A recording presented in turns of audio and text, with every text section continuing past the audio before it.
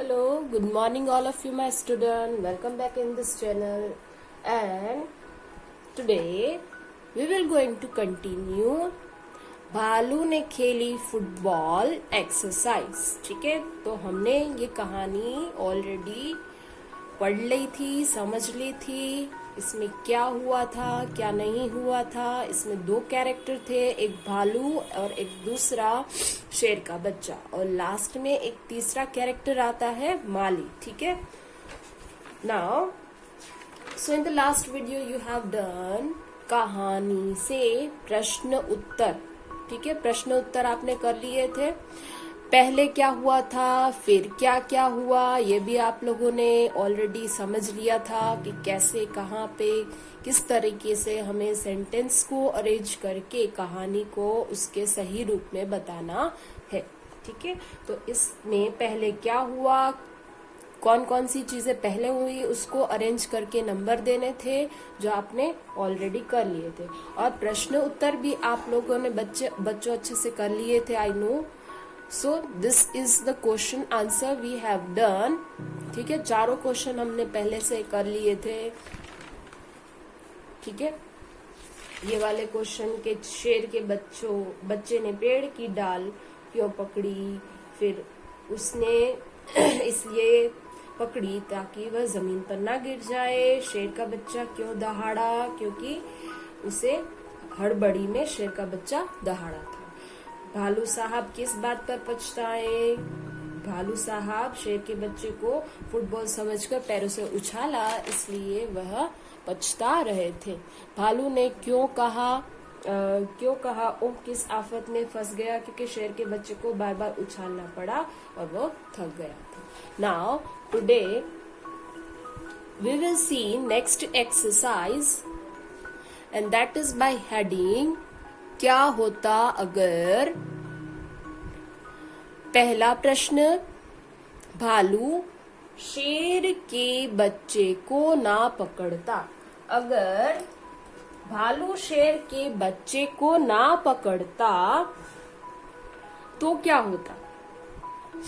कहानी में जैसे कि हमें पता है, बताया गया था कि हड़बड़ी में शेर के बच्चे को भालू ने अपने पैरों से उछाल दिया और शेर के बच्चे ने क्या किया, पेड़ की डाल पकड़ ली। और जैसे ही शेर के बच्चे का गिरना हुआ, वैसे ही भालू को क्या हुआ, उसने जल्दी से शेर के बच्चे को लपक लिया। तो भालू शेर के बच्चे को ना पकड़ता तो क्या होता। अगर भालू शेर के बच्चे को ना पकड़ता तो क्या होता, शेर का बच्चा जमीन पर गिर पड़ता और उसे चोट भी लगती। नेक्स्ट प्रश्न, शेर का बच्चा 9 2 11 ना होता। ठीक है, अगर शेर का बच्चा वहां माली के पास से 9 2 11 ना होता तो शेर के बच्चे को हर्जाना देना पड़ता या कोई भी पनिशमेंट, ठीक है, उसे झेलनी पड़ती। ठीक है, नाउ नेक्स्ट क्वेश्चन हियर, करके देखो। पहला प्रश्न दिया है, जब भालू ने शेर के बच्चे को उछाला वह दहाड़ा, उसके दहाड़ने की आवाज कैसी होगी, बोलकर दिखाओ। तो आपको बच्चों पता ही है शेर कैसे दहाड़ता है, और शेर के बच्चे की आवाज थोड़ी सी लो होगी दहाड़ने में, और उसने हड़बड़ी में कैसे दहाड़ा होगा ये आपको आवाज करके बतानी है। दूसरा प्रश्न दिया है, नीचे लिखे कामों को कैसे करते हैं, कक्षा में करके बताओ। तो यहाँ पे हमें बॉक्स दिया है, one is of yellow colour and second is of purple colour. पहला दिया है लपकना। लपकना मतलब झपेटना, अपने हाथों को फैला के कुछ चीज को लपकना, जो गिरने वाली होती है उसे लपकना कहते हैं। तो आप उसे करके देख सकते हैं। कंघी करना, कंघी करना मतलब कॉम योर हेयर, अपने बालों को सीधा करना, वो कंघी की हेल्प से। तीसरा दिया है दबे पांव चलना। दबे पांव चलना मतलब धीमे धीमे बिना आवाज किए हुए कहीं जाना, ठीक है, चलकर जाना। दबे पांव जाना मतलब छिपकर बिना किसी आवाज के चलना। नेक्स्ट वी आर हैविंग फेंकना। जैसे हम बॉल से खेलते हैं, आप क्या करते हो, थ्रो करते हो बॉल को, तो फेंकना, फेंकना करके दिखाना है। फिर दिया है मोजा पहनना। मोजा का मतलब यहाँ पे होता है सॉक्स, ठीक है। मोजा किसे कहते हैं हिंदी में, सॉक्स को कहते हैं, सॉक्स जो पैरों में पहना जाता है। Then after we are wearing shoes, ठीक है। तो सॉक्स को मोजा कहते हैं, मोजा पहनना। धुले कपड़े निचोड़ना। निचोड़ना किसे कहते हैं, जैसे कपड़े धुले हुए होते हैं और उसको हम क्या करते हैं, निचोड़ते हैं। ऐसे दोनों हाथों से हम पकड़ते हैं और उसे निचोड़ते हैं। तो ये क्या हुआ हमारा, निचोड़ना। उसमें से निचोड़ते इसलिए हैं क्योंकि पानी का जो भी गीलापन है, वो पानी उसमें जो कपड़े में है वो पूरा निकल जाए, ठीक है। Suppose this was the hanky I am having, और ये पानी से गीला है, तो इसे मैं क्या करूंगी, पानी से गीला होगा तो इसे मुझे ड्राई करने के लिए ऐसे पकड़ के निचोड़ना पड़ेगा, तो इसमें से पानी निकलेगा। तो ये जो प्रोसेस है इसे हम कहेंगे निचोड़ना, ठीक है। सो नेक्स्ट इज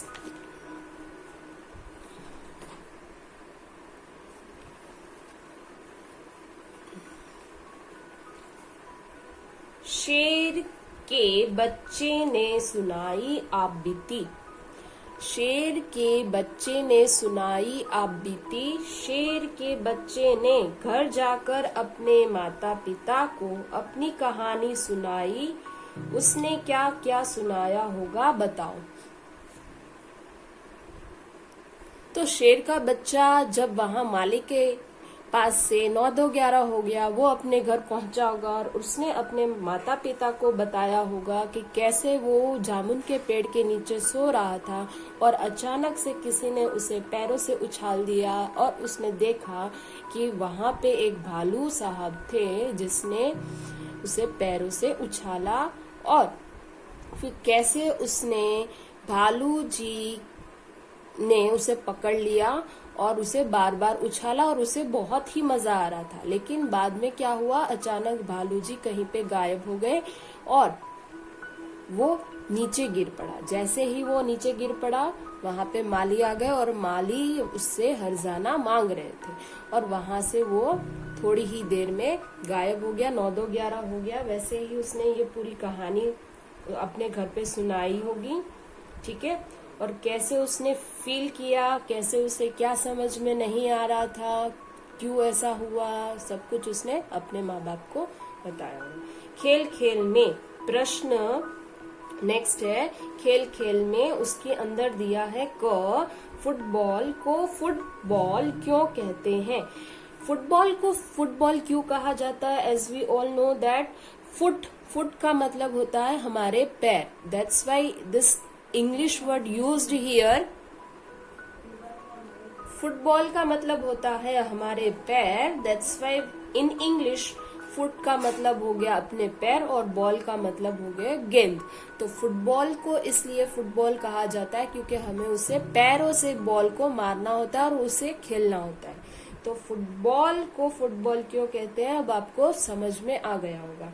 ख प्रश्न दिया है, ऐसे खेलों के नाम बताओ जिनमें बॉल गेंद का इस्तेमाल करते हैं। तो यहाँ पे ऑलरेडी फॉर एग्जाम्पल गिवन पिट्ठू। पिट्ठू एक ऐसा खेल है जिसमें हमें 7 जितने कंकर एक स्लैब्स जैसे होते हैं वो हम एक के ऊपर रखते हैं और गेंद की हेल्प से हम उसे गिराते हैं, और गिराने के बाद जब तक गेंद वापस नहीं आती उससे हमें किसी प्लेयर को आउट करना होता है। और ये पिट्ठू के जो पत्थर होते हैं वो पत्थरों को हमें एक के ऊपर एक रख के खेलना होता है, उसे हम पिट्ठू कहते हैं। टेनिस से दो प्लेयर्स होते हैं जो एक गेंद के साथ खेल रहे होते हैं. तो you already knowing and well aware about it. Next is cricket, very famous game. Hockey is our national game. So these are the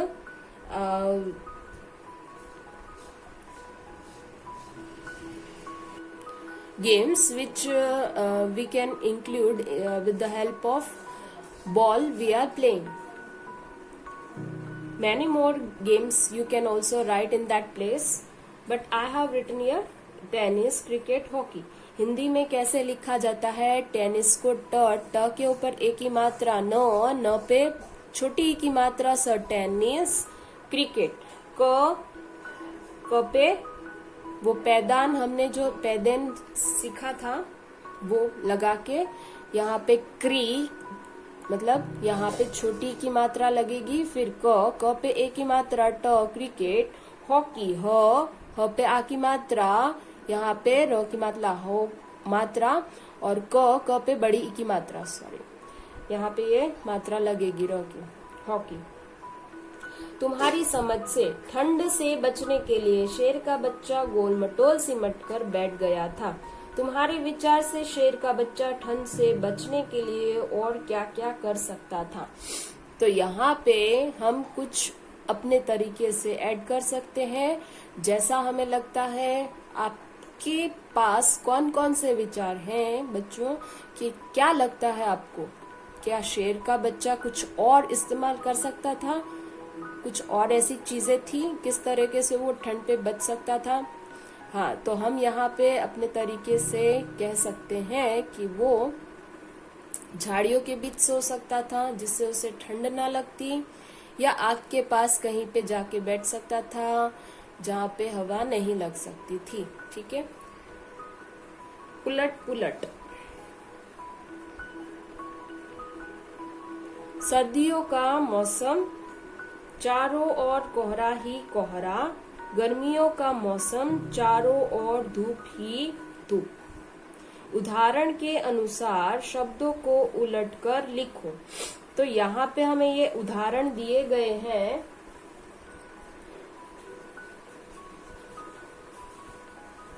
जैसा कि कोहरा ही कोहरा दिया है तो उसे उलटकर गर्मियों में दिया गया है धूप ही धूप. कोहरा ही कोहरा की जगह पे दिया है धूप ही धूप. वैसे ही नीचे हमें दिए गए हैं. पहला दिया गया है शेर का बच्चा फिर से उछालने को कह रहा था. तो यहाँ पे हाईलाइटेड वर्ड दिया है उछालने. तो हमें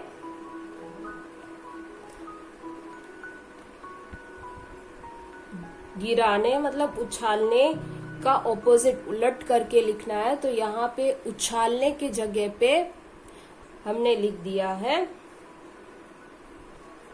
गिराने. तो शेर का बच्चा फिर से गिराने को कह रहा था.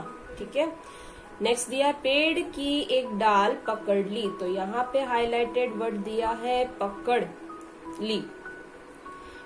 तो हम यहाँ पे उसका उलट फेर करके लिखेंगे छोड़. पकड़ना छोड़ना. तो यहाँ पे हम लिखेंगे छोड़ दी. पेड़ की एक डाल छोड़ दी. ठीक है.